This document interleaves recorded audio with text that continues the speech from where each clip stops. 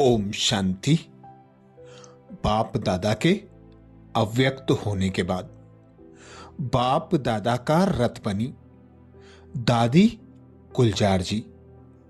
दादी गुलजार जी के अंग संग का अनुभव बताते हुए ब्रह्मा कुमार निर्बेर भाई जी कहते हैं, दादी गुलजार सदैव हल्की और ड्रामा पर कायम रहती थी। मैं जब से ज्ञान में आया तब से समय प्रति समय परम आदरणीय दादी गुलजार जी से मिलना होता रहा। उनकी क्लासेज और संदेश सुनते रहे।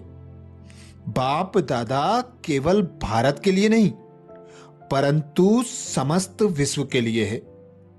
साकार बाबा 18 जनवरी 1969 को अव्यक्त हुए तो जीवन में खालीपन महसूस हो रहा था, लेकिन 21 जनवरी 1969 को अव्यक्त बाप दादा का जो पार्ट दादी जी द्वारा चला उसने हमें यह महसूस करा दिया कि बाप दादा अभी भी यही हैं और हमें मार्गदर्शन करते श्रीमत देते रहेंगे।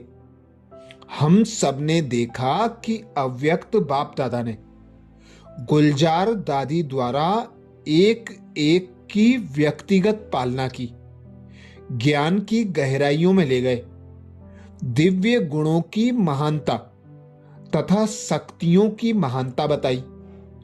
उनके द्वारा अव्यक्त बाप दादा मिलन में बाप दादा हर एक से नयन मुलाकात करते और व्यक्तिगत उन्नति के लिए मार्गदर्शन करते रहे। कलयुग का अंतिम समय है, 84वें जन्म का भी अंतिम समय है और आत्माओं में भी कितनी कमजोरी है यह हम सब जानते हैं। ऐसे समय पर बाबा ने एक एक आत्मा को कैसे दादी जी द्वारा हिम्मत दिलाई, साथ ही बहुत सहज भाषा में मार्गदर्शन किया कि जीवन को अति श्रेष्ठ बनाने के लिए क्या करना है। जो दादी जी के रथ द्वारा बाप दादा के अव्यक्त मिलन में विदेशियों का भी आना शुरू हुआ तो यह प्रैक्टिकली सिद्ध हुआ कि बाप दादा केवल भारत के लिए नहीं परंतु समस्त विश्व के लिए हैं। बाप दादा ने गुलजार दादी द्वारा अनेकानेक सेवाएं की, हृदय स्पर्शी बातें सुनाई कि सबके प्रति शुभ भावना रखनी है, सहयोग की भावना रखनी है, आदि आदि। जो बीता सो बीता, अब आगे बढ़ो। भाई जी कहते दादी कभी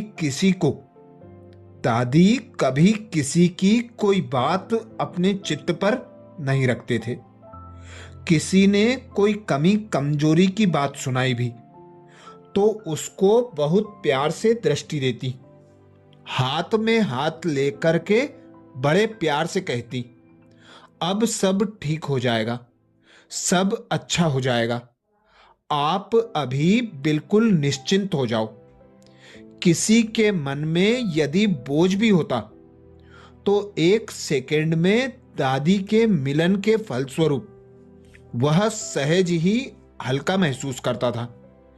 ईश्वरीय सेवाओं में दादी का महत्वपूर्ण योगदान तो हम सभी जानते ही हैं। दिल्ली राजधानी होने के नाते सरकार की सेवा, अपने भाई बहनों की सेवा की जिम्मेवारी दादी पर थी, परंतु उन्हें कभी जिम्मेवारियों का बोझ महसूस नहीं हुआ। सदैव हल्की रहती थी, ड्रामा पर सदा कायम रहती थी और सबको प्यार से यही कहती, जो बीता सो बीता, अब आगे बढ़ो।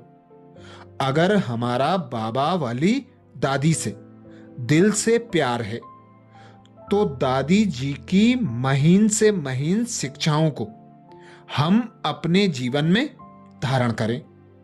दादी जी सबसे बहुत प्रेम से मिलती थी। बच्चे उनको याद करते हैं और बड़े भी उनको याद करते हैं। यही निशानी है बाप समान बनने की। वे हमें भी यह लक्ष्य दे गईं कि हमें भी उनके नक्शे कदम पर चलना है। ऐसे ही दादी जी के साथी सहयोगी बनकर रहे ब्रह्मा कुमार ब्रजमोहन भाई जी दादी जी के अंग संग के अनुभव में कहते हैं, सादगी और भोलेपन की मूर्त दादी गुलजार। हम में से अधिकतर भाई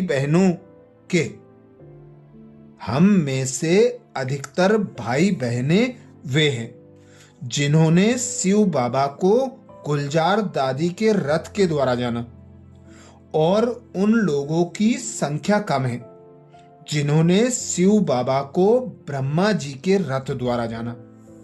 जब शिव बाबा ब्रह्मा जी के रथ में आते थे तो पता नहीं लगता था कि इस वक्त शिव बाबा बोल रहे हैं या ब्रह्मा बाबा बोल रहे हैं। शिव बाबा 24 घंटे रथ में नहीं रहते थे, ज्ञान सुनाने आते थे या जब जब आवश्यकता होती थी तब आते थे। शिव बाबा को ब्रह्मा बाबा पर इतना फखूर था कि ब्रह्मा बाबा कभी गलती नहीं कर सकते, तो ब्रह्मा बाबा जो कुछ भी कहे तो शिव बाबा जिम्मेवार है। बाबा ने 18 जनवरी 1969 के बाद नया रथ लिया। कोई सोच भी नहीं सकता था कि शिव बाबा पहले ब्रह्मा बाबा के मेल अर्थात पुरुष शरीर में आए, उसके बाद गुलजार दादी के फीमेल अर्थात स्त्री शरीर में आए। इसका भी कुछ रहस्य था। फीमेल शरीर के अंदर बाप दादा को देख रहे हैं तो शरीर का भान सहज ही निकल जाता था, जो अव्यक्त बनने में मदद करता था। अपनी व्यवहार में बिल्कुल भी लौकिकता नहीं देखी। दादी के आपसी व्यवहार में बिल्कुल भी लौकिकता नहीं देखी। गुलजार दादी और दादी की अलौकिक माता ऑलराउंडर दादी और मौसी रुक्मणी दादी भी दिल्ली में रहते थे। रुक्मणी दादी राजौरी गार्डन में रहते थे, परंतु दादी ऑलराउंडर और दादी गुलजार दोनों पांडव भवन में ही रहती थी। हमने कभी उनके आपसी व्यवहार में बिल्कुल भी लौकिकता नहीं देखी। सबसे बड़ी बात कि दादी जी में बहुत सादगी, बहुत भोलापन था। उन्होंने लौकिक संबंधों का ज्ञान ही नहीं रखा हुआ था। दादी जी का भोलापन। ब्रह्मा कुमार ब्रजमोहन भाई जी कहते हैं, एक बार राष्ट्रपति प्रतिभा पाटिल जी ने ORC दिल्ली जोन में आना स्वीकार किया। पूरा स्टेज VIP से भरा हुआ था। जब दादी ने भाषण किया तो कहा कि भारत की प्रधानमंत्री प्रतिभा पाटिल जी आई हैं, जबकि वे थी राष्ट्रपति। यदि कहीं और किसी प्रोग्राम में कोई ऐसा बोल देता तो बहुत बड़ी हलचल हो जाती, लेकिन दादी जी का भोलापन था कि ऐसा भी कोई व्यक्ति हो सकता है जिसे भारत के राष्ट्रपति या प्रधानमंत्री में अंतर का ज्ञान ना हो।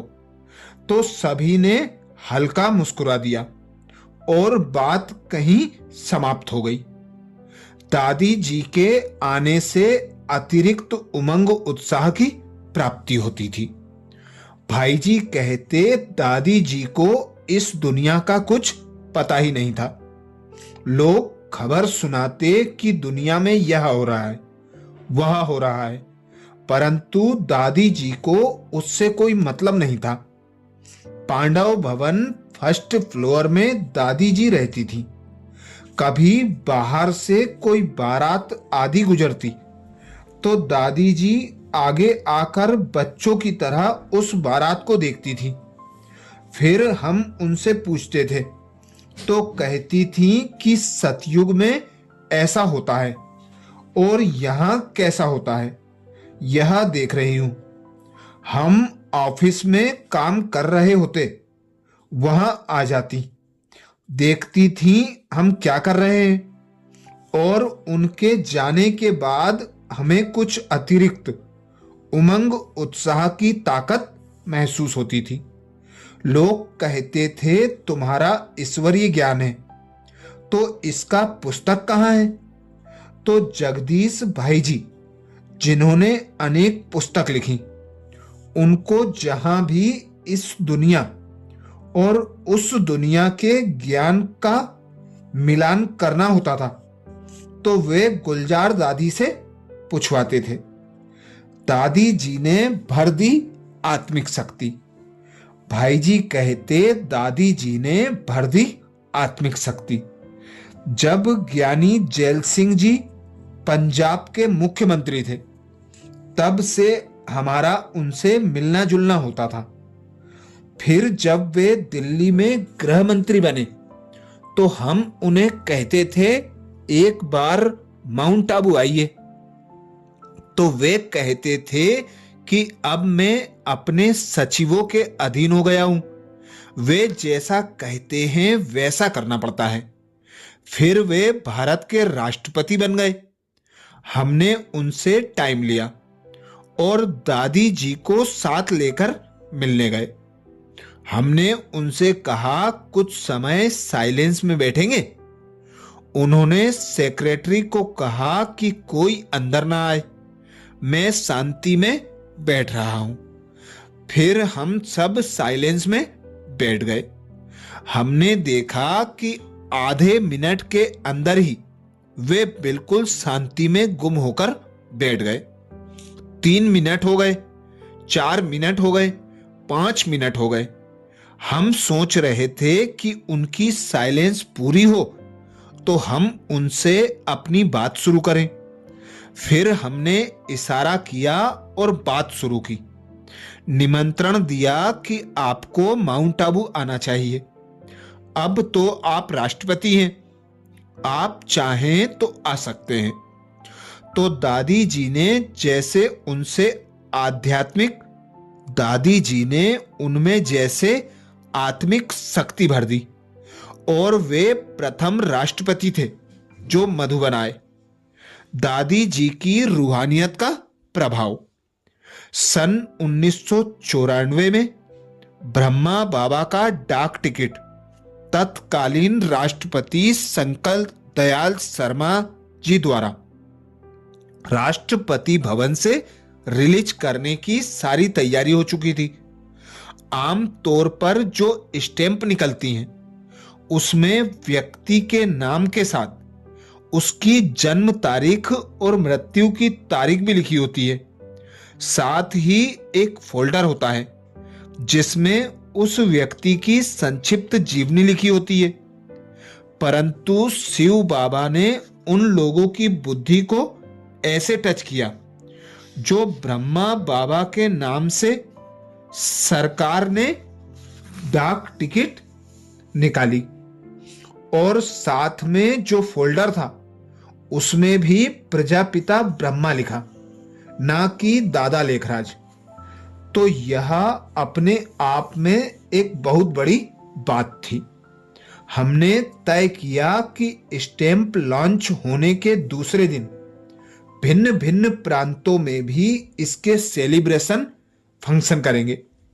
इस सिलसिले में मुंबई में रमेश भाई और उषा बहन जी वहां के गवर्नर मिनिस्टर एलेक्जेंडर से मिलने गए। उन्होंने ठीक तरह से तारीख नहीं देखी, जिस कारण उन्हें गलतफहमी हो गई, और उन्होंने राष्ट्रपति शंकर दयाल शर्मा जी को फोन करके कहा कि ये आप राष्ट्रपति जी से भी स्टैंप लॉन्च करा रहे हैं और हमसे भी यहाँ लॉन्चिंग करने के लिए कह रहे हैं, जो कि नियम अनुसार नहीं है। इस कारण से राष्ट्रपति जी ने रिलीज करने से 2 दिन पहले मना कर दिया। हमने राष्ट्रपति जी से मिलने का समय मांगा और दादी गुलजार जी को साथ लेकर राष्ट्रपति जी से मिले। उन्होंने देखा कि साथ में बीके बहन जी आई हैं।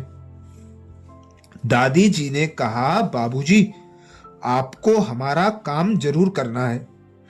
तो वे मुस्कुराने लगे और बताने लगे कि हमें भी नियम से चलना पड़ता है। हमने कहा, यह हमारा सेलिब्रेशन का निमंत्रण पत्र है, आप देख लीजिए। हमारा सेलिब्रेशन उसी दिन नहीं है, अगले दिन है। तो उन्होंने कार्यक्रम को बड़े स्नेह से ओके कर दिया।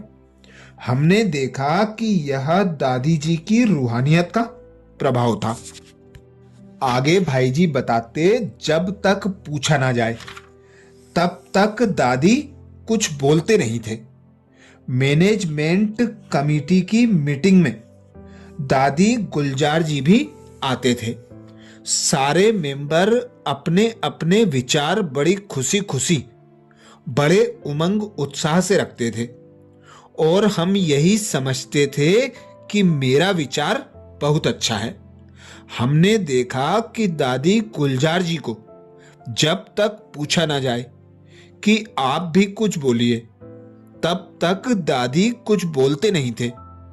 पूछने पर कहते थे कि जो कुछ आप लोगों ने फैसला किया बहुत अच्छा है। शुभ भावना, शुभ कामना देकर उसी की ही पुष्टि कर देते थे। शायद ही दादी ने अपनी तरफ से कभी कुछ ऐड किया हो। आप देखिए कि बाबा भी यही करता था। जो बच्चों ने किया सबने मिलकर किया, बहुत अच्छा है, आदि आदि। केवल कहती नहीं थी, अपनी शक्ति, अपनी पूरी शुभकामना भी साथ में देती थी। दादी जी अपने गुप्त शक्ति से काम करती थी। कभी दादी ने सामने आकर अपना नाम बताया या कहा कि मैंने किया, ऐसे नहीं हुआ। एक बार दादी ने दिल्ली में बहुत बड़ा प्रोग्राम किया था जो बहुत सफल हुआ था। यज्ञ के स्टेटस को ऊपर उठाने वाला वह प्रोग्राम था, जिसमें प्राइम मिनिस्टर, प्रेसिडेंट आदि आए थे। इसका जिक्र अव्यक्त बाप दादा ने बाबा मिलन के समय मुरली में भी किया तथा प्रोग्राम के निमित्त सभी भाई बहनों को स्टेज पर बुलाकर एक एक का नाम लेकर सराहना की। फिर कहा कि इस सफलता के पीछे गुप्त दादी गुलजार है। इतने बड़े प्रोग्राम में क्या कुछ नहीं होता। दादी बोलती कुछ नहीं थी और यदि किसी को कहती थी कि तुम्हें यह करना है, तो अपनी शक्ति और पूरी शुभ कामना भी, शुभ भावना भी साथ देती थी। आगे भाई जी बताते, सबके प्रति स्नेह की भावना। दिल्ली की मुख्य सेवाओं में दादी जी का बहुत हाथ रहा। गुलजार दादी जी की धारणा प्रबल थी। धारणा के आधार पर वे थोड़े से शब्द बोलती थी और सफलता मिल जाती थी। उनके पास लोग खींचे चले आते थे। दादी जी के चेहरे की फलक और महक सेवा करती थी। उनके शब्द नपे तुले, नम्रता पूर्ण होते थे। उनके मन में सबके प्रति स्नेह की भावना थी। वह सभी को बहुत सम्मान देती थी। कभी दादी जानकी जी और गुलजार जी एक ही प्लेन में आते थे, तो गुलजार दादी यदि पहले व्हील चेयर पर प्लेन से उतर जाती थी, तो जानकी दादी का इंतजार करती थी। दोनों साथ साथ ही बाहर आते थे। कभी जानकी दादी जी दिल्ली आते थे तो उन्हें रिसीव करने के लिए दादी स्वयं एयरपोर्ट पर जाती थी। कौन सा ऐसा ब्राह्मण होगा देश विदेश में, पांचों महाद्वीपों में, जिसने गुलजार दादी की पालना नहीं ली हो, उनकी क्लास ना सुनी हो। बाबा मिलन के प्रोग्राम में आधे से ज्यादा नए भाई बहनें होते थे। फिर भी सुबह मुरली के बाद जब दादी जी की क्लास का अनाउंस होता था तो सभी ताली बजाते थे। इतनी उनकी शक्ति थी। दादी जी ज्यादा नहीं बोलती थी, बस हमेशा कहती थी कि खुश रहो, खुशियां बांटो, कैसी भी परिस्थिति आए और जाए, पर आपकी खुशी ना जाए। दादी जी का भाषण दिल को लगने वाला होता था। दादी सूक्ष्म रूप में बाबा अनुभव होती थी। आगे भाई जी कहते सूक्ष्म रूप में बाबा, दादी जी सदा हमारे साथ हैं। ब्रह्मा बाबा कहा करते थे कि अभी तो मुझसे कोई भी मिल लेता है, धारणा पर पूरे ना चलने वाले भी मिल लेते हैं और बाबा को मिलना पड़ता है। लेकिन एक दिन आएगा जो कोई अपवित्र मुझे छू भी नहीं सकेगा। हम सोचते थे ऐसा कैसे होगा, फिर बाबा अव्यक्त हो गए। उनको अब कोई मिल नहीं सकता। जब तक संपन्न संपूर्ण हुआ, दादी जी फरिश्ता थी, शरीर पुराना हो चुका था। अभी हम हैं कि बहुत बड़ा परिवर्तन अब आएगा। अभी हम जानते हैं कि अभी बहुत बड़ा परिवर्तन आएगा, जिससे संपन्नता संपूर्णता समीप आएगी। हमें भी यह दृश्य देखकर के समेटना है, एवर रेडी बनना है। सूक्ष्म रूप में बाबा सदा हमारे साथ है, दादी जी भी हमारे साथ है। तो ये विशेष अनुभव दादी जी के साथ के निर्भय भाई और ब्रह्मा कुमार ब्रजमोहन भाई जी के थे। ऐसे ही और दादी जी के अंग संग के अनुभव सुनने के लिए बाबा के चैनल को सब्सक्राइब करें और वीडियो को ज्यादा से ज्यादा बीके भाई बहनों तक शेयर करें। अच्छा, ओम शांति।